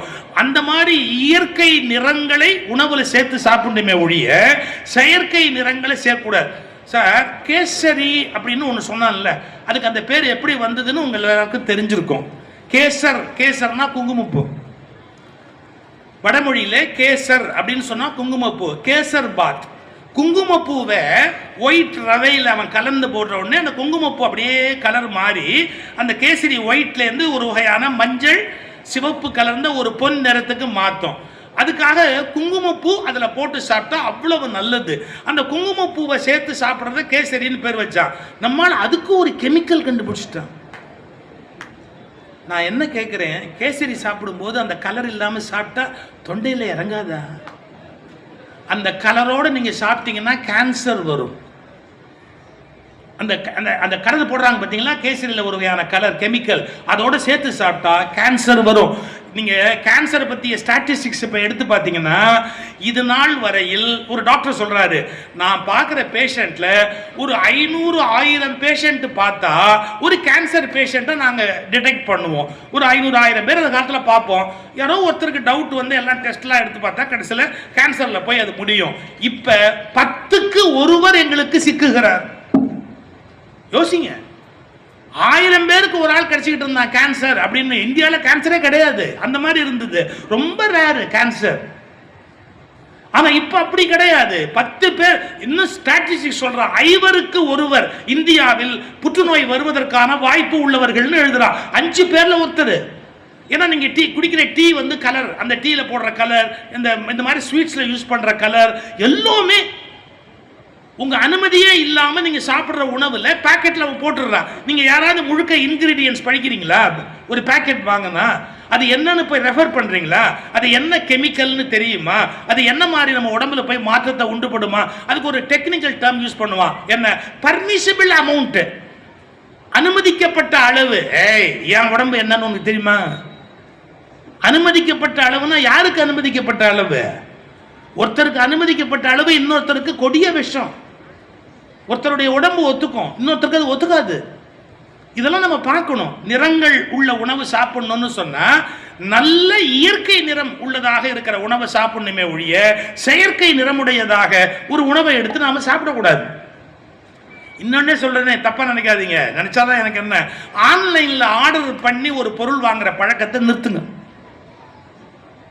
ஆன்லைன்ல ஆர்டர் பண்ணி ஒரு பொருள் வாங்குற பழக்கத்தை நிறுத்துங்க. 5 ரூபாய் இல்ல 2 ரூபாய் இல்ல 1 ரூபாய் இல்ல கூட போனாலும் ஒரு மனிதரோடு உறவு வைத்துக் கொண்டு அந்த கடையில போய் வாங்குகிற பழக்கத்தை நாம வளர்த்துக்கணுமே ஒழிய ஒண்ணுமே தெரியாத யாரோ ஒருத்தர் ஆர்டரை போட்டு அப்படியே அதை வாங்கி அந்த பழக்கத்தை நம்ம நிறுத்தணும். ஏன்னா மனித உறவுகளை சிதைப்பது அது. ஒரே ஒருவர் மட்டுமே மேலும் மேலும் வளர்ச்சி அடைவதற்கு துணையா இருக்கும். ஒரு சாதாரண மனிதன் மேலும் வளர்வதற்கு அது தடையா இருக்கும். பொருளாதார ரீதியா பலருடைய வாழ்க்கை முன்னேற்றத்தை தடை செய்யக்கூடியது. நம்ம ஒரு 2 ரூபா கம்மியா இருக்குங்கிறதுக்காக ஆன்லைன்ல புக் பண்ணுமா ஒரு விஷயத்தை? அட ரயில்வே ஸ்டேஷன்ல போக வேண்டியிருக்கு, வானா டிக்கெட் புக் பண்றா பண்ணிக்கங்க, அதுல ஒன்றும் பெரிய விஷயம் அல்ல. ஆனா ஒரு பொருள் வாங்கும் போது அந்த பொருள் ஒரு வணிகருடைய நேர் கைக்கு போகுமானா அவர் வாழ்க்கை நல்லா இருக்கும். இதெல்லாம் நம்ம சிந்திச்சு நம்ம செய்யற ஒவ்வொரு செயல்லையும் நம்ம செய்யணும். நான் உண்பன சொன்னேன், தின்பன சொன்னேன். தின்பனங்கிறது கறக்க முறக்குன்னு திங்கிற பட்சணம் மாதிரி. மகாகவி பாரதி ஒரு முறை பீச்சில் மகாகவி பாரதி பேசிட்டு கீழே இறங்கி வர்றார். அப்படி இறங்கி வந்தோடனே ஒருத்தருடைய பேச்சில் அப்படியே ஈர்க்கப்பட்டு அவர் சொல்கிறாரு, உங்களுக்கு நான் ஏதாவது சாப்பிட வாங்கி கொடுக்கணும், என்ன வாங்கிட்டு வந்து தரட்டும், உங்களுக்கு என்ன வேணும், நீங்கள் என்ன சாப்பிட விரும்புகிறீங்க அப்படின்னு. இது கூட முக்கியம் சார், நீங்களாம் நினைச்சதை வாங்கி கொடுக்காதீங்க சார். எங்களை மாதிரி பேச்சாளர், எழுத்தாளர், கலைஞர்களை பார்த்தா உங்களுக்கு என்ன வேணும்னு கேட்டு சாப்பிட வாங்கி கொடுங்க, நீங்கள் ஏதாவது ஒன்று கொடுக்கணும்னு பிடிவாதமாக கொடுக்காது. பாரதிட்ட போய் கேட்குறாரு, அவர் என்ன கேட்குறாரு, என்ன வாங்கிட்டு வரட்டும். அவன் வார்த்தையே பாருங்க, தம்பி கோழை பலகாரங்கள் வாங்கி வராது, வீர பலகாரங்களை வாங்கி வா. என்ன கோழை பலகாரம், வீர பலகாரம்? பஜ்ஜி எல்லாம் கோழை பலகாரமா? சவுக்கு சவுக்குன்னு இருக்குமா? காராச்சேவு, முறுக்கு கடப்பட கடப்பட கடிக்கிற மாதிரி. தம்பி கோழை பலகாரங்களை வாங்கி வராது, வீர பலகாரங்களை வாங்கி வா. அவன் அதுலயும் ஒரு இலக்கியம் பாருங்க, அந்த பலகாரத்துல அவனுக்கு அது கூட அப்படி இருக்கணும், நல்ல கடக்க முடக்கணும் இருக்கணும். அது தின்பன, உண்பன, தின்பன. அப்புறமா செமி சாலிட், அதாவது லிக்விடும் இல்லை சாலிடும் இல்லை, அது ரெண்டுமா கலந்தது. பாயசம், பச்சடி, தக்காளி பச்சடி, அந்த மாதிரி இருக்கிறதெல்லாம் நீங்க தொட்டு தான் நாக்கில் நக்கி சாப்பிட்டாகணும். அது நக்குவன, உண்பன, தின்பன, நக்குவன. பருகுவன அப்படிங்கிறது அப்படியே குடிக்கிறது. இதுல என்னன்னா, எப்ப நீர் பருகணும் அப்படின்ற ஒரு கணக்கு இருக்கு. நீங்க உணவு சாப்பிட உட்கார போறீங்கன்னா அவர் 1/2 மணி நேரம் 3/4 மணி நேரம் முன்னாடியே தண்ணீரை குடிச்சிடணும். கூடுமன வரைக்கும் நடுவில் நம்ம சாப்பிடும் போது நீரே அருந்தக்கூடாது. ஏன் அப்படின்னா, நம்ம உடம்புல உற்பத்தி ஆகிற ஆசிட் இருக்கு இல்லையா, அமிலத்தை அது நீர்த்து போக வைக்கும். அதன் பிறகு நம்ம உள்ள போடுற உணவை அது செரிக்க விடாது. அதனால நம்ம ரொம்ப தெளிவாக இருக்கணும். நமக்கு நல்ல டைஜஷன் வேணும் அப்படின்னு முடிவு பண்ணால் நம்ம செய்ய வேண்டிய மிக முக்கியமான காரியம் என்னன்னு கேட்டால், உணவின் நடுவில் ஒருபோதும் நீர் அருந்தக்கூடாது, தவிர்க்கணும். கூடுமான வரைக்கும் அதை தவிர்க்கணும். 1/2 மணி நேரம் முன்னாடி, 1/2 மணி நேரம் பின்னாடி, சாப்பிட்டதுக்கு ஒரு 1/2 மணி நேரம் கழிச்சு அப்புறம் வேணா நீர் அருந்தலாம். இடையில துளி துளி வேணா சாப்பிடலாம். இதில் இன்னொன்று நான் சேர்த்தே சொல்லிட்டு போகிறேன், என்னன்னா, யாரோ ஒருத்தர் போடுறாங்கிறதுக்காக அது வேஸ்ட்டாக போயிடுமேனு சாப்பிடாது. அந்த பாப்பா அழகாக சொல்லிச்சு, வேஸ்ட் பண்ணாதீங்கன்னு சொல்லிச்சு, அது கரெக்டு. நம்ம கூட கவர்மெண்ட்டே கூட கேட்டுக்கலாம், இனிமேல் ஹோட்டலில், கல்யாண வீட்டில் இலையில மிச்சம் வச்சுட்டு போனால் பெனால்ட்டி போடணும், அவங்களுக்கு பெனால்ட்டி போடணும். ஏன் போடணும்? நீ எப்படி ஒரு உழவர் தயாரித்த உணவை வீணாக்கிட்டு எழுச்சி வெளியே போவ? அந்த பொண்ணை பெற்றவன் ஏற்கனவே 3 வட்டிக்கு வாங்கி கல்யாணம் நடத்துகிறான், நீ பாட்டுக்கு அப்படியே 2 இட்லி வச்சுட்டு எழுச்சி போறிய, என்ன நியாயம்? இதுக்காகவே புஃபேன்னு ஒன்று கண்டுபிடிச்சான், எல்லாரும் தட்டை எடுத்துக்கிட்டு போங்கடான்னு. நம்ம அங்கேயும் பேய் மாதிரி அள்ளி போட்டுக்கிறேன். அது பஃபே தானே, திருப்பி போய் வாங்கி யாரும் வேண்டாம்னா அதையும் தொட்டு நிறைய அப்படியே நிறைச்சிக்கிட்டு அப்படியே சில பேர் அது வாங்கும் போது அங்கேயே திங்கிறான் சார். இந்த கவுண்டர்ல வாங்கி அடுத்ததுக்கு போகும்போதே திங்கிறான் சார். நான் இதுல ஒரு சைக்காலஜி சொல்றேன், சைக்காலஜியில் சயின்ஸ் சொல்லட்டுமா? மனித குலத்துக்கு பசி இருந்தாலும் இல்லாவிட்டாலும் உணவு கிடைக்காதோ என்ற பயம் என்றும் இருக்கும். நீங்க சைக்காலஜி படிச்சவங்களை போய் கேளுங்க, சைக்காட்ரிஸ்ட கேளுங்க, நீ எப்படி இவ்வளவு தைரியமா சொல்றேன்னு. அவங்களாம் எனக்கு ரொம்ப வேண்டியவங்க. உடனே என்ன ஒரு மாதிரி பார்க்காதீங்க, சைக்காட்ரிஸ்டுக்கும் உனக்கும் என்ன தொடர்பு? அவங்க கிட்டேருந்து நான் விஷயம் பிடுங்குற மாதிரி வேற யார்ட்டையும் பிடுங்க முடியாது. உட்காந்து பேச ஆரம்பிச்சா எனக்கு மேடைக்கு நான் சிந்திக்க வேண்டிய பல விஷயம் எனக்கு கிடைக்கும். என்ன சொல்றாங்க, நாம இன்னைக்கு இல்லை, ஒரு 5000 வருஷத்துக்கு முன்னாடி காட்டில் காட்டு மிராண்டியே தெரிஞ்சோம். அப்ப நமக்கு சாப்பாடு எப்படி கிடைக்கும்? உத்தரவாதமே கிடையாது. ஒரு மானை வேட்டையாடினா கிடைக்கும், ரைட்டு. நாளைக்கு மான் கிடைக்குன்னு உத்தரவாதம் உண்டா? இல்ல. கிடைக்கும் போது நிறைய தின்னுக்கணும், நிறைய தின்னுக்கணும். அது நம்ம உயிர்லயே உருவாகி போச்சு. ஏன் தெரியுங்களா? அப்படி தின்னு அதை ஃபேட்டா மாத்தி நம்ம உடம்பு அப்படியே ரிசர்வ்ல வச்சுக்கோம். அந்த ஃபேட் என்ன ஆகும்னா, எப்பெல்லாம் கிடைக்கலையோ அப்ப அந்த ஃபேட்டை கரைச்சி கரைச்சி கரைச்சி எடுத்து நம்மள உயிரோட வச்சிருக்கோம். அதனால நீங்க காரணம் இல்லை, படைப்பே எப்படி வைத்திருக்கிறது என்றால், ஒருவனுக்கு கிடைக்கிற போது நிறைய எடுத்துக்கொள்ள வேண்டும் என்ற எண்ணத்தை உயிரின் இயல்பில் ஏற்றி வைத்திருக்கிறது. பட் நாம் அதை ஜெயிக்கணும். நாம் இப்போ காட்டுமிராண்டி இல்லை. சில விஷயத்தில் இன்னும் நம்ம காட்டுமிராண்டின்னு தான் ப்ரூவ் பண்ணிக்கிட்டு இருக்கிறோம். ஆனால் அதுக்காக எல்லா விஷயத்திலும் நம்ம காட்டுமிராண்டி இல்லை. ரெண்டாவது, இப்போ நடுத்தர வர்க்கத்துக்கும் நடுத்தர வர்க்கத்துக்கு மேலானவங்களுக்கும் வாழ்க்கையில் உணவு கிடைக்காதுங்கிற கவலை கிடையாது. அப்ப இருந்த சிரமம் இருக்கு பாருங்க, அது இப்ப கிடையாது. அந்த வறுமை இப்ப எந்த குடும்பத்திலையும் இல்ல. எப்படி சார் இப்ப ராப்பிச்சக்காரன்னு ஒருத்தர் வரதே இல்லை தெரியுமா? உவேசா கட்டுரை எழுதுறாரு, ராப்பிச்சக்காரனை பத்தி ஒரு கட்டுரை எழுதுறாரு. அந்த மாதிரியான கட்டுரைகள்லாம் இப்ப நீங்க படிக்க முடியாது. ஏன்னா இரவு பிச்சைக்கு எடுக்கிறதுக்கு யாரும் வரல. தோ பரமசிவம் ஒரு கட்டுரை எழுதுறாரு. என்னன்னு கேட்டீங்கன்னா, இஸ்லாமிய பாணர்னு ஒரு கட்டுரை எழுதுறாரு. இந்த பச்சை நிறம் கட்டிக்கிட்டு மயில் இறகு வச்சுக்கிட்டு இரவு நேரத்துல பாடிக்கிட்டு வருவாங்க இஸ்லாமிய பாணர்கள். இப்ப நீங்க பார்க்க முடியாது, கிடையாது, எங்கேயுமே கிடையாது. அப்படி போய் யாரையும் கையேந்தி வாங்குற பழக்கமே கிடையாது. ஓரளவுக்கு நாட்டில் வறுமை கிடையாது, எல்லாருக்கும் ஏதோ ஒரு சாப்பாடு எல்லாமே கிடைக்குது. நல்லா யோசிச்சு பாருங்க. ஆனாலும் இன்னும் கொஞ்சம் சாப்பிட்டா பரவாயில்ல, இன்னும் கொஞ்சம் எடுத்துக்கிட்டா பரவாயில்ல, நிறைய எடுத்துக்கணும் அப்படிங்கிற ஒரு எண்ணம். அதை ஜெயிக்கணுமா இல்லையா? அதை ஜெயிச்சாதான் நாம விலங்கு நிலையிலிருந்து மனித நிலைக்கு உயர்ந்து வருகிறோம்னு பொருள். இல்லாட்டி நம்ம இன்பில்ட் விலங்கு வேலை செய்த ஒழிய அவேர்னஸ் வந்துட்ட மனுஷன் வேலை செய்யல. இன்பில்ட் அனிமல் வேலை செய்யுது. விழிப்படைந்த மனிதன் வேணாம் போதும். எங்க அப்பா ரொம்ப டிசிப்ளின்டு சார். சாப்பாடுனா அவர் காலையில் வீட்டில் சமையல் ஆகிடும், 10:30 மணிக்கு 10க்கு ஆஃபீஸ் போகணும். சமைச்சு சாப்பிட்ருவாங்க, போயிடுவார் ஆஃபீஸுக்கு. ஆஃபீஸுக்கு என்ன பண்ணுவார், சரியாக 4 இட்லி மெல்லிஸாக இருக்கும், 4 இட்லி, அதுக்குன்னே ஒரு டிஃபன் பாக்ஸ், அதுக்கு மேலே ஒரு சின்ன இதில் மிளகாப்பொடி எண்ணெய். மிளகாப்பொடி இல்லைன்னா திருநெல்வேலிக்காரன் உயிரோடு இருக்க மாட்டான், சம்சாரம் இல்லாமல் கூட உயிரோடு இருப்பான். ஹஸ்பண்ட் இல்லைன்னா அவங்க கூட நல்ல நிம்மதியாக இருப்பாங்க. மிளகாப்பொடி எண்ணெய் இல்லாமல் எப்படி இருக்க முடியும் ஒரு திருநெல்வேலிக்காரனால்? அந்த இத்தனோண்டு கிண்ணம் வச்சுருப்பார் மேலே அந்த டிஃபன் பாக்ஸில், கரெக்டாக இல்லை மிளகாப்பொடி எண்ணெய். எனக்கு தெரிஞ்சு சார் அவர் ஒரு 40-50 வருஷமாக அவருடைய மதிய உணவு அந்த 4 இட்லி மிளகாப்பொடி எண்ணெய் தான். வேற எதுவுமே சாப்பிட மாட்டார். ஒரு பூரி ஆசைப்பட்டு சாப்பிடலாம், கிடையவே கிடையாது. இப்போ நீங்கள் யோசிக்கிறீங்க, ஒன்றை பார்த்தா அப்படி தெரியலையே, அதெல்லாம் உங்கள் ஆராய்ச்சிக்கு அப்பாற்பட்டது, விட்டுருங்க. கோயம்புத்தூரில் அவினாசி பகுதி, அவினாசியில் ஒரு கும்பாபிஷேகம் நடந்தது. அவினாசி அப்பர் கருணாம்பிகை கோயிலில் கும்பாபிஷேகம். அப்போ சுந்தரசாமின்னு அங்கே ஒரு ரொம்ப பெரிய அருளாளர், அவர் தான் அந்த கும்பாபிஷேகம் ஏற்பாடு பண்ணுறாங்க சாமி. எனக்கு அந்த மடத்துக்கு நிறைய தொடர்பு உண்டு. எங்கள் அப்பா அந்த மடத்துலேருந்து வந்த பத்திரிகை அமுதம்ங்கிற பத்திரிகைக்கு ஆசிரியர். ஸோ அந்த கும்பாபிஷேகத்துக்கு அப்பா போயிட்டு அந்த கோயில் அறங்காவலர் குழு தலைவர் கந்தசாமி கவுண்டர்னு பேர், அவர் வீட்டில் காலையில் டிஃபன். கும்பாபிஷேகம் முடிஞ்சு ஒரு 8:30-9 மணிக்கு எல்லாருக்கும் டிஃபன். யார் யார் தெரியுங்களா? பொள்ளாச்சி மகாலிங்கம், அருட்செல்வர் மகாலிங்கம், அவர், பெரிய பெரிய ஆட்கள் எல்லாம் வந்திருக்காங்க, மடாதிபதிகள் எல்லாம் உட்காந்துருக்காங்க. அபேதானந்தான்னு கேரளாவில் ஆசிரமம் வச்சுருந்தார், அபேதானந்த சுவாமின்னு. அவரும் ரொம்ப பாப்புலர். அப்போ அபேதானந்தா அந்த கும்பாபிஷேகத்துக்கு வந்தவர். காலையில் பிரேக்ஃபாஸ்ட்டு எல்லாரும் கந்தசாமி கவுண்டர் வீட்டில் சாப்பிட்ற போது ஒரு 4-5 ஐட்டம். ஆனால் கோயம்புத்தூர் கொங்கு மண்டலத்துக்கு போனவங்களுக்கும் ஒரு இது தெரியும், சம்பா ரவை உப்புமாவும் தயிரும் போடாமல் காலம்பரை டிஃபனை அவங்க முடிக்க மாட்டாங்க. கும்பாபிஷேகத்தில் கூட சம்பா ரவை உப்புமா தயிர், அதுவும் எருமை தயிரே போடுவாங்க. நான் கோயம்புத்தூர்லையும் 15-20 வருஷம் இருந்தவன், எனக்கு ரொம்ப பிடிச்ச ஊர் அது ஆச்சுங்களா. இது எல்லாம் பரிமாறும் போது எங்கள் அப்பா அந்த இட்லி அப்படிம்பார், போதும்னா போதும் தான். அதோட இந்த சம்பா ரவை உப்புமா எடுத்துகிட்டு வந்தார் அந்த பரிமாறுறவர்.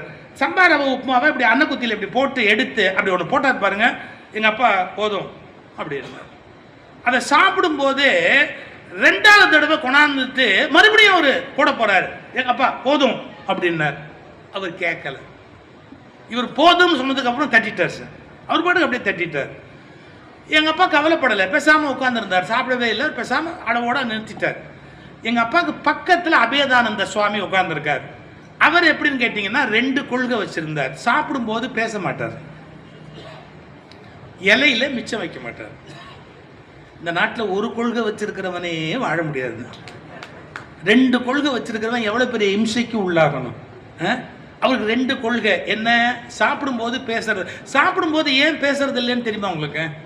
நம்முடைய உணவு குழாய் மூச்சு குழாய் ரெண்டுமே ஒரே மாதிரி ட்ராக்கு. அதில் நாம் நார்மலாக இருக்கும்போது மூச்சு குழாய் திறந்துக்கும் உணவு குழாய் மூடிக்கும், சாப்பிடும்போது உணவு குழாய் திறந்துக்கும் லேசாக மூச்சு குழாய் ஒதுங்கிக்கும். நீங்கள் சாப்பிடும் போதே பேச ஆரம்பிச்சிங்கன்னா மூச்சு குழாயும் திறந்துடும் உணவு குழாயும் திறந்துடும். அதனால தான் சாப்பிடும்போது பேச வேண்டாம்னு வச்சாங்க. டப்புன்னு மூச்சு குழாய்க்குள்ள ஏதாவது போயிட்டா ஆபத்து. இந்த சிஸ்டத்தினால தான் புறையறதெல்லாம் அதான், அதனால ஏற காம்ப்ளிகேஷன். மூச்சு குழாயும் ஒரே சவறு அதுக்கு காமனாக, அதனால ஏற்படக்கூடிய சிக்கல். சரி, அதை அப்படியே விட்டுருங்க. அபேதானந்த சாப்பிடும்போது பேச மாட்டார், இலையில எதையும் மிச்சம் வைக்க மாட்டார். இந்த போட்டவன் பாருங்க, எங்க அப்பா போதும்னாரு தள்ளிட்டான். அடுத்து அவரு அபேதானந்தா அவர்கிட்ட பேச மாட்டாரு, அவருக்கு உப்புமா அப்படின்னாரு. அவன் தான் வாயால சொன்னாலே கேட்கறது இல்லைன்ற முடிவோட இருக்கிறான். இவர் நாதஸ்வர வாசிச்சா விட்டுருவாங்க, கேட்பாரு அவரு. அட யாரா இருந்தா என்னன்னு ஒரு அண்ணன் குத்தியில ஒரு தள்ளிட்டான். அபேதானந்தா இப்படி பரிதாபமா பார்த்தாங்க. அப்புறம் கஷ்டப்பட்டு அதை மிச்சம் வைக்க மாட்டாரு, சிரமப்பட்டு இப்படி சாப்பிடாரு. எங்க அப்பா பேசாம உட்காரு.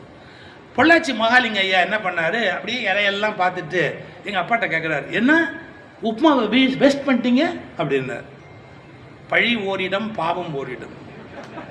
நான் வேண்டான்னு சொன்னேன், அவர் தான் போட்டாரு.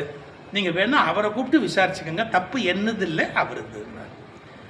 மகாலிங்க சிரிச்சுக்கிட்டே சொன்னாரு, அதே மாதிரி தான் அபேதானந்தா சாமிக்கும் போட்டாரு, ஆனா உணவை வீண் பண்ணக்கூடாதுன்னு சாமி சாப்பிடுறாருல்ல, அது மாதிரி நீங்க சாப்பிட வேண்டியது தானே. எங்க அப்பா சொன்னாரு, அவர் சாமியாரு, அவருக்கு என்ன புள்ளியா குட்டியா, இவர் சத்தா யார் கேட்க போறா. நான் குடும்பத்தை 6 பிள்ளை பெற்று வச்சிருக்கேன், 6 பிள்ளை பெற்று வச்சிருக்கேன். இவர் இருந்தா என்ன போனா என்ன, யாரு கேட்க போறா. அதை சொன்ன உடனே அபேதானந்தாக்கு சிரிப்பு வந்து வாயில வச்சிருந்த உப்புமாவை அப்படியே சிரிச்சு சிந்தி எல்லாரும் இலையிலையும் விழுந்து உப்பா சாப்பிடாம எல்லாருமே எழுந்துட்டாங்க. எனக்கு அந்த இன்சிடென்ட் மறக்கவே மறக்காது. சார், இலையில வேஸ்ட் பண்ணக்கூடாதுங்கிறது நல்ல கொள்கை, ஆனா அதை நாம மட்டும் மெயின்டைன் பண்ண முடியாது, பரிமாறுறவங்களும் கரெக்டா இருக்கும். போதும்னு சொன்னதுக்கு அப்புறம் போடக்கூடாது. ஆனா சில பேர் இருக்கான், போதும்னா சட்டியிலே நிறுத்திடுறான், அது தப்பு. போதும்னதுக்கு அப்புறம் நம்ம இலையில தான் அர்த்தத்துல சொல்றோம், அவன் என்ன சொல்ற இதோட போதும்ங்கிறோம், அவன் நினைச்சுக்கிறான் அதோட போதும்னு நினைச்சு கம்ப்ளீட்டா ஸ்டாப் பண்றான். அதுவும் தவறுதான். ஸோ உணவை எப்படி பரிமாறணும், உணவை வீண் பண்ணக்கூடாது, எத்தனை விதமான வாழ்க்கை நெறிமுறைகள் இருக்கு. நான் ஒரு பள்ளிக்கூடத்துக்கு போயிருந்தேன். அந்த பள்ளிக்கூடத்தில் ஒரு பெண்ணு, அந்த பொண்ணை அறிமுகப்படுத்தி வச்சாங்க. அந்த பொண்ணு சார் ஒரு வறிய குடும்பம் தான். அவங்க வீட்டிலேருந்து சாப்பாடு கட்டிட்டு வந்து மத்தியானம் சாப்பாடு சாப்பிட்றதுக்கு டேபிளில் இப்படி வச்சு ஸ்கூலில் சாப்பிட உட்காந்துருக்கு. ஒரு பையன் ஓடியாந்தவன் அப்படி தட்டிட்டான், சாப்பாடு கீழே விழுந்துருச்சு. ஆனால் அந்த பிள்ளை ரொம்ப கெட்டிக்கார பிள்ளை. எப்படின்னு கேட்டீங்கன்னா, நியூஸ் பேப்பரை பரத்தி வச்சுட்டு அதில் தான் சாப்பாடு வச்சு சாப்பிடும். சில பேர் சாப்பிட்றதே ஒரு அழகு சார். அதாவது வேஸ்ட் பண்ணாமல் அசிங்கமாகாமல் அந்த முருங்கைக்காய் சக்கை போடுறதுன்னா அதுக்கு ஒரு தனி பகுதி, இதெல்லாம் ஒரு பெரிய நுட்பம். அந்த குழந்தை அப்படி அழகாக சாப்பிட்டுது. இது ஓடி வந்து தட்டினா பாருங்க, கொஞ்சம் அந்த இதில் சிந்திருச்சு, பேப்பரில் சிந்திருச்சு. அந்த குழந்தை ஒன்றும் சொல்லலை, அதை எடுத்து போட்டு மறுபடியும் சாப்பிட்டுச்சு. இதை கிளாஸில் இருக்கிற மற்ற பிள்ளைங்களாம் பார்த்தது பாருங்க. பார்த்த பிள்ளைங்களாம் என்ன பண்ணிடுச்சு, ஐய எச்ச சோறு பொறுக்கிட்டீங்கிற, ஐய பிச்சை சோறு பொறுக்கிட்டீங்கிறலாம் அவன் பிள்ளைங்களுக்கு தெரியாது இல்லை. இந்த பிள்ளை மனசு நோக கலாட்டா பண்ண ஆரம்பிச்சது. அப்புறம் இது ஒரு ஓரமாக உட்காந்துருக்கு, எல்லாம் ஒரு ஓரமாக உட்காந்து அவன் பிச்சை சோறு திங்கிறான்னு சொல்லும்போது டீச்சர் வந்துட்டாங்க. என்னாச்சு அப்படின்னு கேட்டாங்க. நடந்ததெல்லாம் சொன்ன உடனே அந்த குழந்தைய பார்த்து சொன்னாங்க, ஏமா சாப்பாடு கொட்டி போச்சுன்னா என்கிட்ட சொல்லக்கூடாதா, நான் டீச்சர் இல்லையா, உனக்கு வேண்டிய உணவு நான் ஏற்பாடு பண்ண மாட்டேனா, ஹெச்எம்கிட்ட சொல்லி உங்களுக்கு சாப்பாடு வாங்கி கொடுக்க மாட்டேனா, ஏன் அதை எடுத்து சாப்பிட்டேன் அப்படின்னு.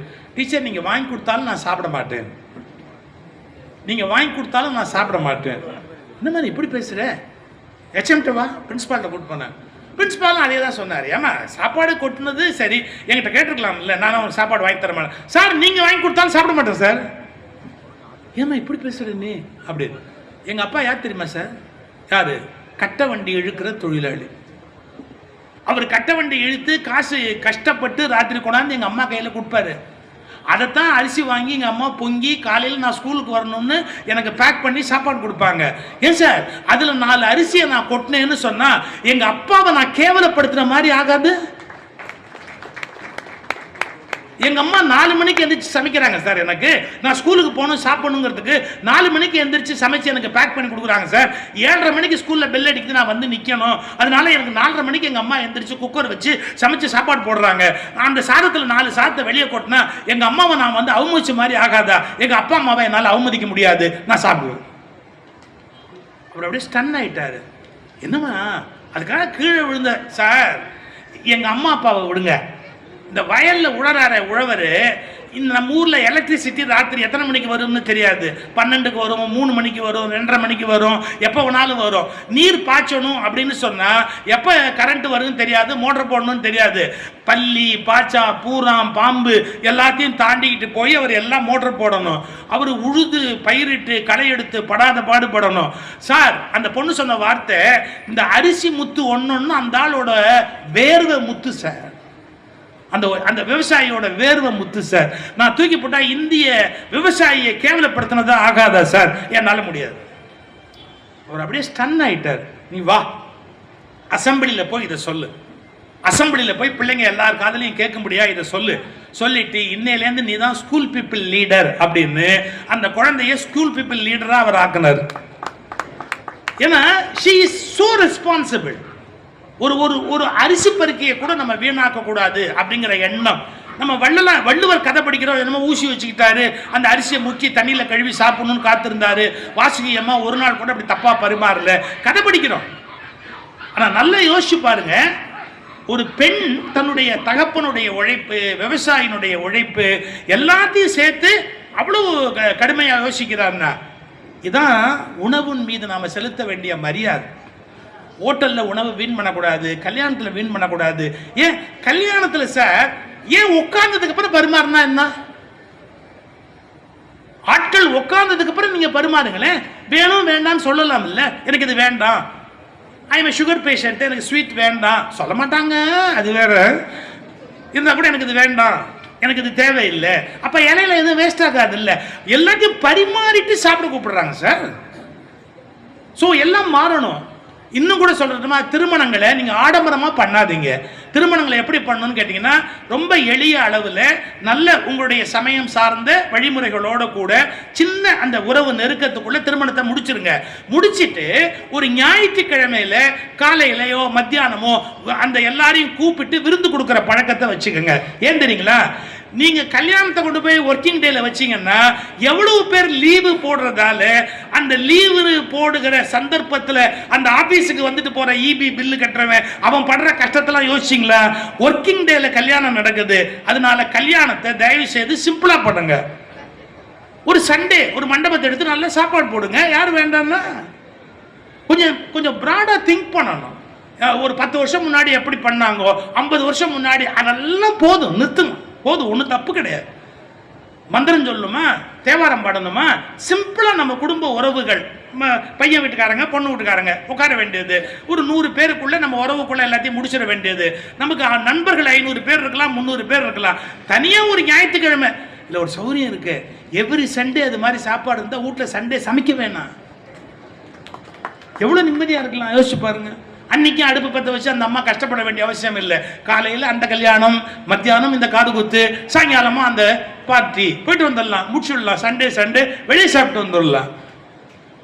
ஒர்க்கிங் டேல லீவு போடுற வேலையும் இல்லை. லீவு போட்டு ஆபீஸுக்கு லீவு போட்டு சில பேர் கல்யாணத்துக்கு போறான். என்னால் அதை மன்னிக்க முடியாது சார்.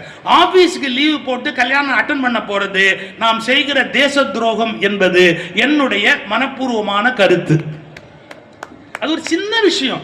அதுக்காக எப்படி ஆபீஸுக்கு நம்ம லீவு போடலாம்? டாக்டர் மூவா பையனை கல்யாணம் பண்ணாரு, மூ வரதராஜனார். எங்க அப்பா கேட்டாரு, உங்க பையன் கல்யாணம் பண்ணிட்டீங்களாமே? ஆமா. எனக்கெல்லாம் பத்திரிகை கொடுக்கல. மூவா கேட்ட கேள்வி என்ன தெரியுங்களா? தீபாவளி கொண்டாடுறேன் வருஷா வருஷம், உங்களை கூப்பிட்டேனா? அது வீட்டு விசேஷம், உங்களை எதுக்கு கூப்பிடணும்? ஸோ திருமணத்தை ஆடம்பரமா பெருசா பண்ணணும். இதெல்லாம் மனசு மாறணும்.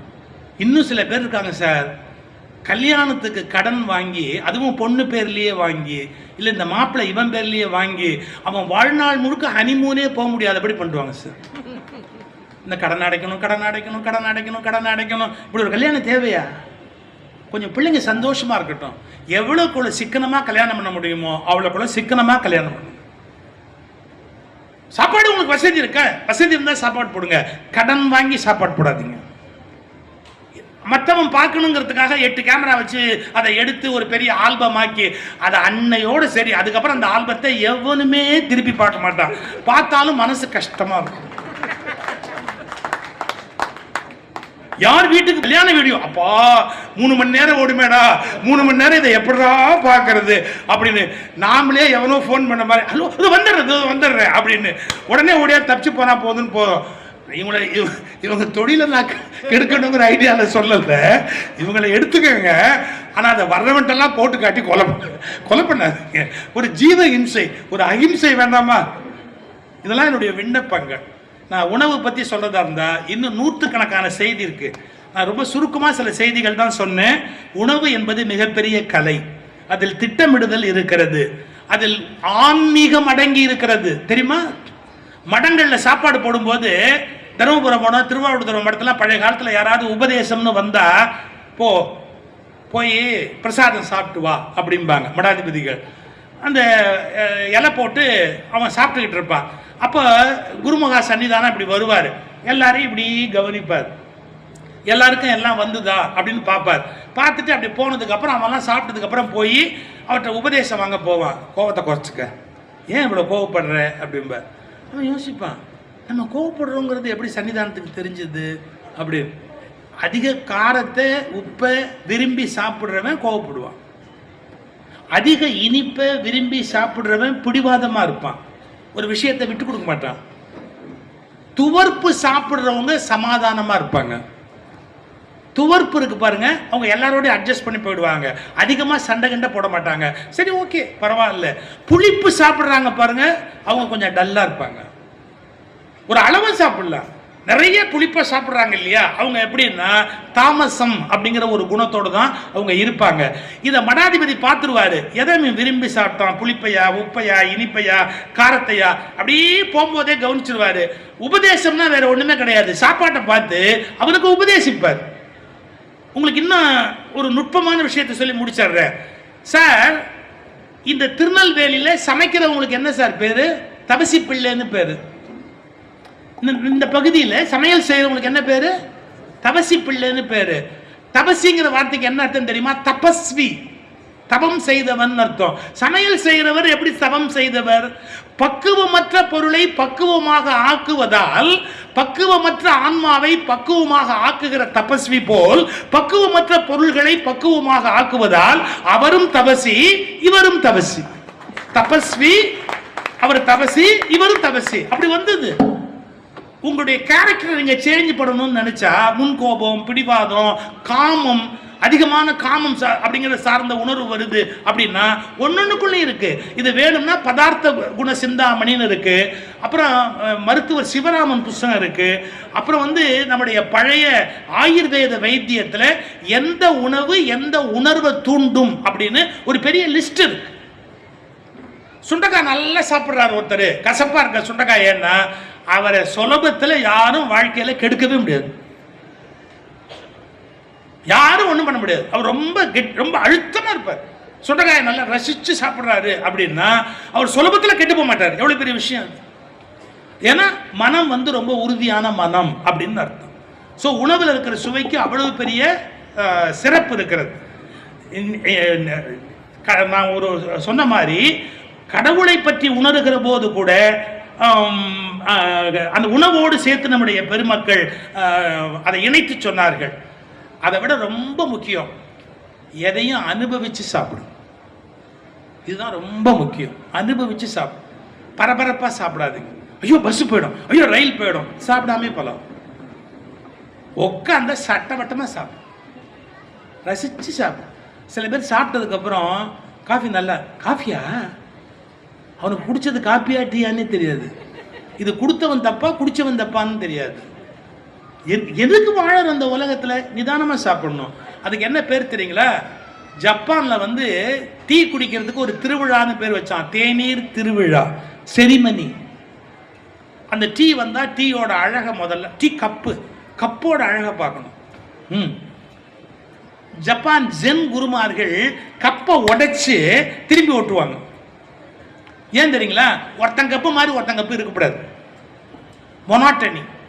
அந்த கப்பு டிசைன் மாறணுங்கிறதுக்காக கப்பை கொண்டாந்து பீங்கான் கப்பை அப்படி உடைச்சிட்டு திரும்பி ஒட்டி அது வெவ்வேறு டிசைனாக இருக்கும். ஒருத்தங்க கப்பு மாதிரி ஒருத்தங்க இருக்காது, இல்லை வித்தியாசமாக இருக்கும் பாருங்க.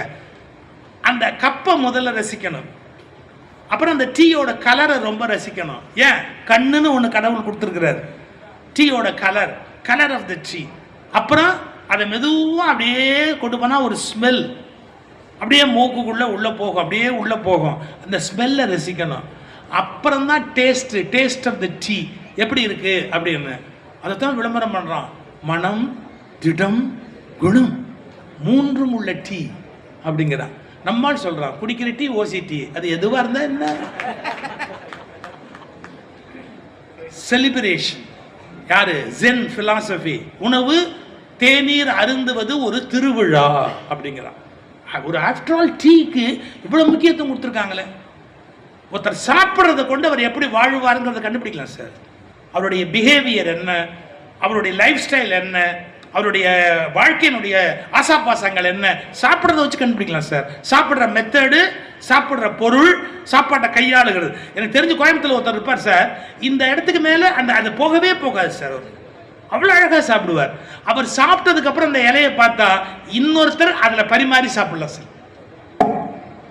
அவ்வளோ நீட்டாக வச்சிருப்பார். அவர் கருகப்பிலையை கூட கடைசியாக எடுத்து நல்லா கடிப்பார். அவர் நான் அந்த மாதிரி ஒரு ரசித்து சாப்பிட்ற மனுஷனை பார்த்ததே இல்லை. இதெல்லாம் வாழ்க்கையில் ரொம்ப முக்கியம்.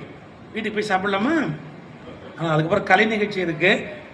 ஒரு கொஞ்சம் வித்தியாசமாக, நான் ரொம்ப 7 ஸ்பீச் இதெல்லாம் பயங்கர சீரியஸ் நான் பேசினது. ஸோ எனக்கு நானே ரிலாக்ஸ்டாக இருக்கணும்னு தான் இன்றைக்கி ஓரளவு சாப்பாட்டை பற்றி ஒரு பேச்சாக இருக்கட்டுமே அப்படின்னு உணவே உயிரேன்னு தலைப்பு கொடுத்தேன். உங்கள் உயிர் முக்கியம், உயிருக்கு உணவு முக்கியம், இந்த விழிப்புணர்வு என்பது இன்று முக்கியம் அப்படிங்கிறத உங்களுக்கு செய்தியாக சொல்லி நன்றி பாராட்டி விடைபெறுகிறேன்.